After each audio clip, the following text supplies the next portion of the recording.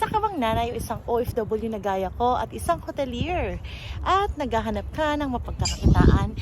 Baka ito na po ang solusyon sa problema niyo. Ako po si Junaline de Grifaldeo Himor, Tubong Bicol, Philippines, at ako po ay naninirahan dito sa Dubai kasama ang aking mag-ama. Dati po nalayo po kaming mag-asawa sa aming anak ng 6 na taon. Pero dahil po sa negosyong natagpuan ko, ay nakasama na po namin siya. Dati po skeptical din po ako, pero po dahil sa aking kagustuhan na makasama ang aking pamilya at matupad ang aking pangarap, ay nag-decide po ako na saliksikin ang negosyong ito. At napatunayan ko nga po na ito po ay isang lehitimo. So kaya naman nandito ako sa inyong harapan para ibahagi po ang negosyong ito. Ito po ay nagagawa ko as a side hustle for now dahil po nagtatrabaho pa rin po ako bilang isang hotelier. Pero po, ang kagandahan dito ay nadadala ko siya kahit saan ako pumunta. Kahit mag-travel man kami ng pamilya ko at patulog man ako, walang problema dahil automation po ang system namin. So nagra-run po ito in the background kahit ano pong gawin namin. So ito po ang kagandahan sa business na ito. Hindi nangangailangan din ng sapat na kaalaman sa negosyo or sapat na kaalaman sa computer. So ang tanging kailangan lamang dito ay ang positibong mindset. At syempre yung dedikasyon mo sa sarili mo at yung may reason ka para matupad mo ang pangarap mo. Yun lang po ang panghahawakan mo. Nagsimula po ako sa panonood ng 20 minutes webinar.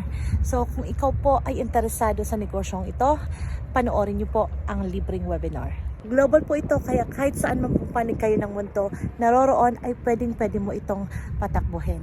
Napakarami na pong nagretiro sa community namin. Mayroon pong 23 years old, ang napakabata. Mayroong 30 years old, 40, 50s. At alam mo po, yung pinakamatanda sa amin, nasa 60 plus na po. So hindi po ito naging hadlang para patakbuhin niya ang kanyang negosyo.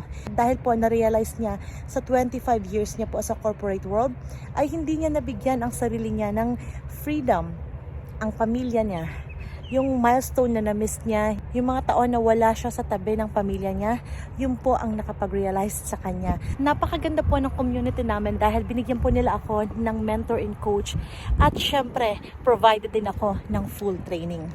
Diba, napakaganda. So hindi ko kinakailangan mag-isa dito.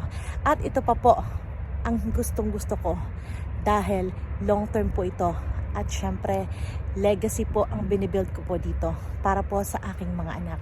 Ito na po ang solusyon sa ating mga problema, lalong-lalo na po sa ating mga kababayan. Para po sa mga interesado, disclaimer lamang po, ang negosyong ito ay hindi overnight success.